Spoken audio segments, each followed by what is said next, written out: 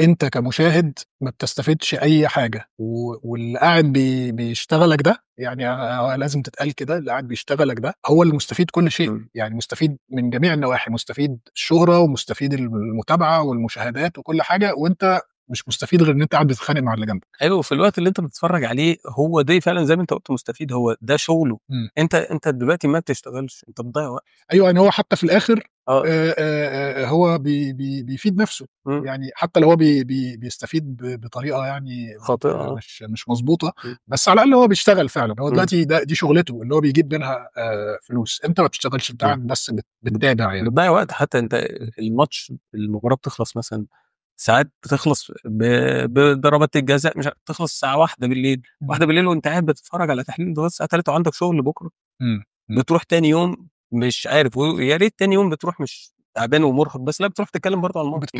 بتكمّل كلام.